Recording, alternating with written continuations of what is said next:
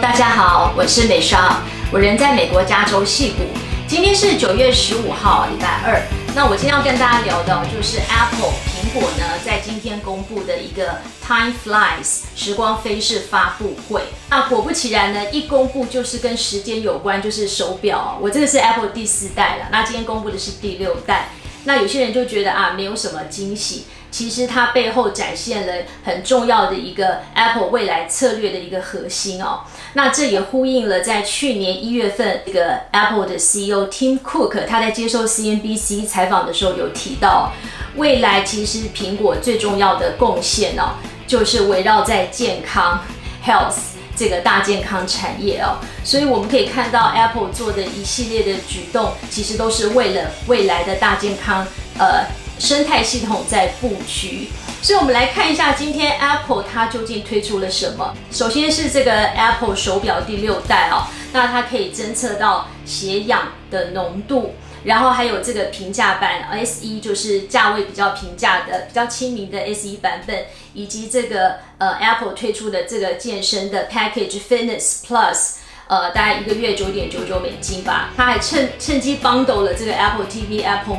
Music。还有 Fitness 推出一个叫 Apple One 的整合型套装方案。那我们就来深入了解一下，为什么新一代的 Apple Watch 要侦测到这个血氧浓度哦？现在大家都受制于新冠肺炎疫情嘛，还有这个极端气候引起前阵子北加和南加大火，所以很重要的这个血氧浓度其实是在心跳体温之外很重要的一个指标。那我们也知道，自从这个第4代 Apple Watch 之后 ，Apple 就不断的跟比如说 Stanford 大学啊，或者是一些医疗机构，像它这次就是跟华盛顿大学的 Seattle Flu Study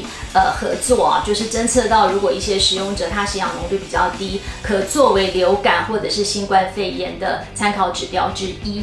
那我们可以看到，过去几年来哦 ，Apple 其实在大健康领域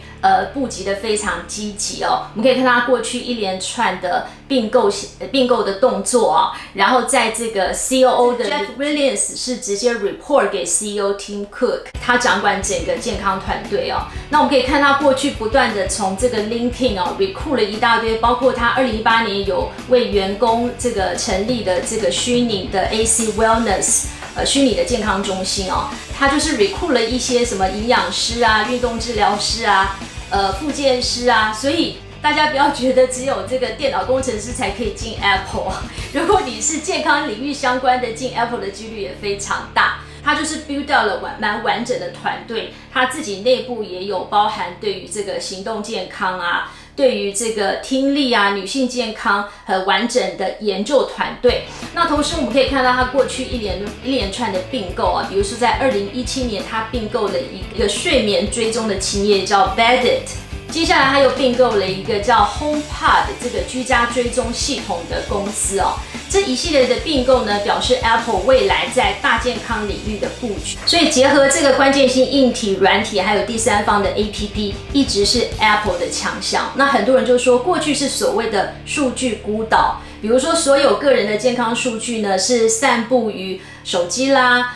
这个 iPad 啊、电脑啊、健身中心啊，或者是医疗机构、医院。好，那接下来 Apple 想要打造的就是把所有的个人健康数据呢，综合在它所谓的 Health OS 里面，也就是建立一个完整的生态系统。所以我想今天的发布会呢，其实非常重要的就是再一次展现 Apple 在这大健康领域布局的一些策略以及方向。今天我们就聊到这边，欢迎加入矽谷 Next Michelle Chen， 我们下次见喽。